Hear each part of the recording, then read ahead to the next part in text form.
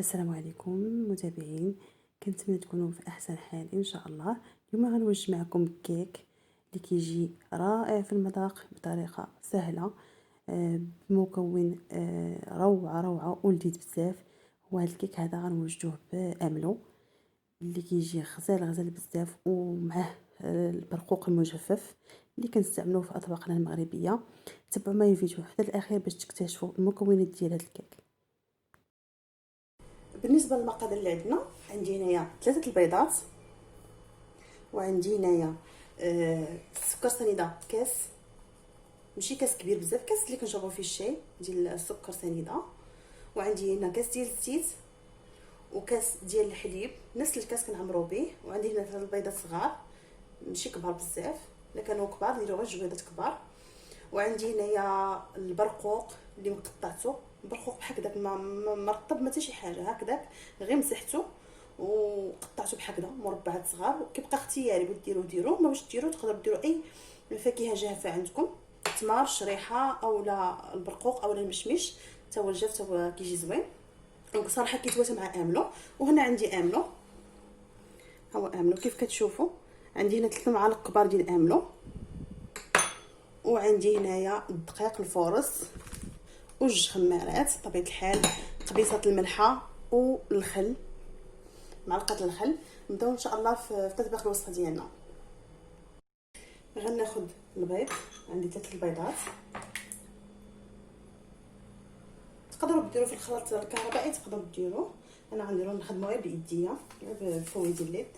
وهنايا عندي السكر سنيده كيف قلت لكم، كاس ديال السكر سنيده، ساشيه ديال السكر فانيلا.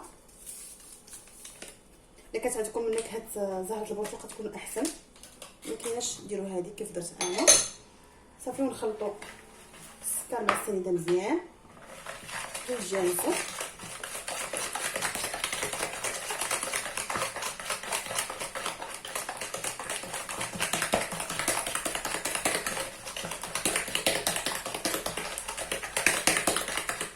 نضربوا مزيان تيبدل اللون ديال البيض، تيذوب داك السنيده تذوب، ومن بعد نضيفوا عليها المكونات الاخرى.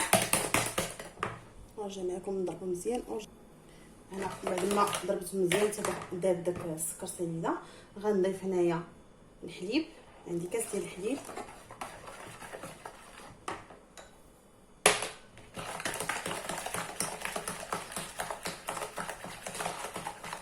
بالنسبه لاملو الا ما كانش متوفر ديروا شي حاجه اخرى في بلاصه املو، تقدروا ديروا بخليني، ديروا اللوز طحنوه مزيان، حمروا وطحنوه مزيان حتى يولي بخليني. و ديك تقدروا تضيفوا عليه السكر قبل تحمروه وتغسلوه وتخليوه يبرد وطحنوه بخليني، اولا تقدروا تحمروا غير اللوز وتطحنوه بحال هكذا بخليني، يعني مسوس بلا حلاوه.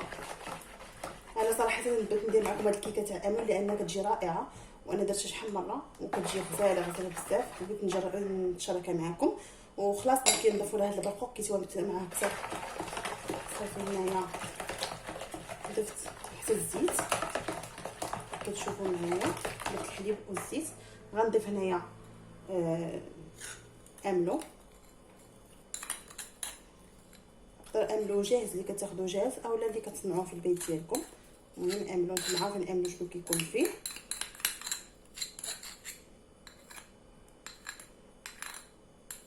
هنا عندي 3 معالق كبار عامرين،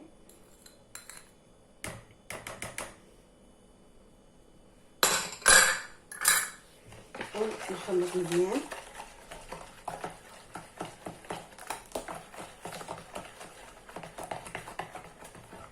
هنا غنضيف الدقيق بالتدريج، نضيف نص الكميه ونزيد قبيصه الملح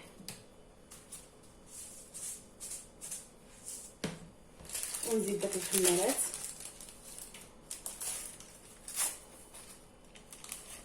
جوج خمارات عندي هنا.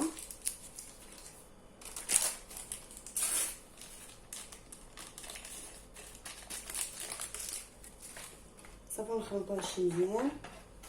بالنسبه لهذا البرقوق هذا غندير ليه شويه الدقيق، نلبسو بشويه الدقيق وغنضيفو، لانه باش حتى ضفتوه هكذا غيهبط القاع في القاع ديال المول وما غيكونش لي في الكيكه متوزع على الكيكه كامله، ولا ما بغيتوش بغيتو يكون في الكيكه فما قطعنا شي قطعه ديال الكيك يكون فيها البرقوق. كيفاش تقدروا تعوضوا بالتمر او اي فاكهه جافه عندكم. نضيف الدقيق وناخذ هذاك البرقوق غنضيف ليه الدقيق ونلبسو بهكذا، نلبسو كامل بالدقيق باش غنضيفو نضيفو هادشي هكذا.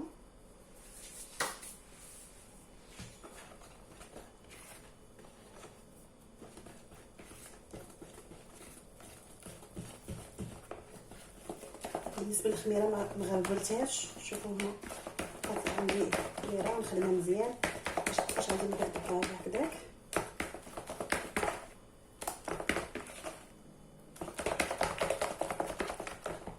غنضيف هاد البرقوق، حاولوا بهكذا ديروا ليه باش توزع على الخليط كله.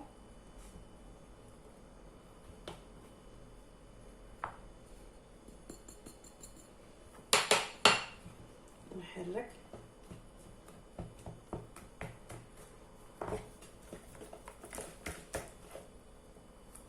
بالنسبه للقوام ديال الكيك هو هذا صافي، هذا جاهز الكيك عندي. هذا هو القوام ديالو، يكون خيط واحد حسب داك هكذا. شفتوا ملي كيكون خيط واحد ما كيتقطعش صافي الكيك عندنا الخليط ديالو جاهز. هاد الخليط في المول غنضيف معلقه ديال الخل، معلقه صغيره فقط مع مرش صافي، وغنديرو في المول. المول عندي انا دهنته بالزبده ودرت فيه رشيته بزنجلان.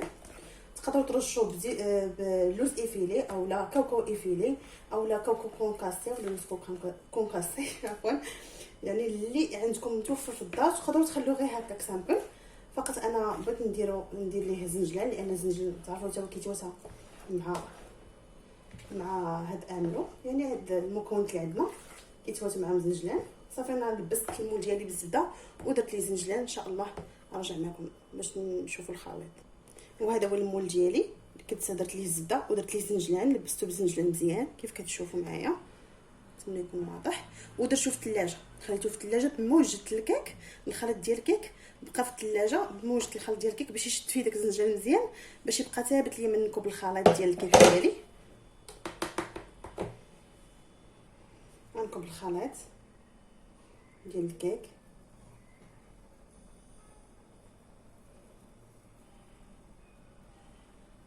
بحال ندورو البول على المول باش داك البرقوق كله يتوزع لنا في الكيك هكذا.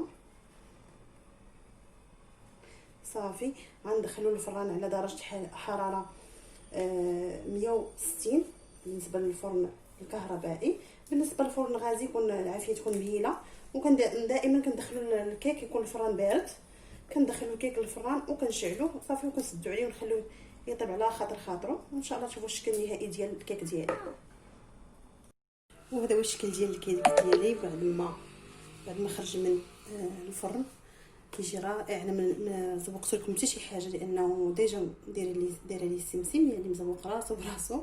يعني قبل ما يدخل الفرن درت المول، درت فيه الزبده ورشيته بالسمسم او الزنجلان صافي ودخلته الفرن. هكا كيجي رائع. تقدروا تزوقوه بخطوط نيت ديال املو او لا شوكولا نوار او لا اي حاجه بغيتو تزوقوا بها، او ديروا السكر كلاصي، نص ديال السكر كلاصي في واحد الجهه ديال الكيك.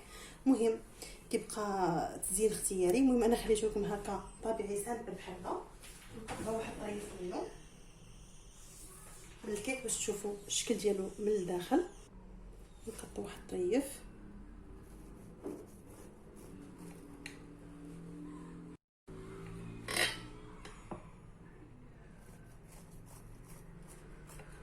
باقي عندي الكيك دافي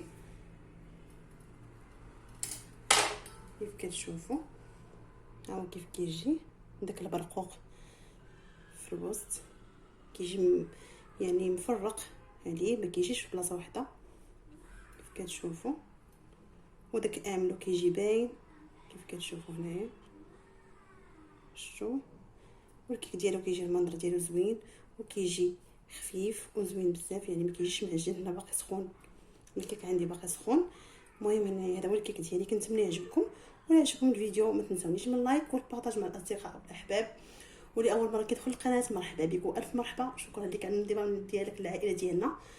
شكرا لكم بزاف على المتابعه ديالكم والمسانده ديالكم ليا، وشكرا للتعليق ديالكم الزوينه والمحفزه ليا. شكرا لكم بزاف، خليتكم على خير ونهاركم مبروك.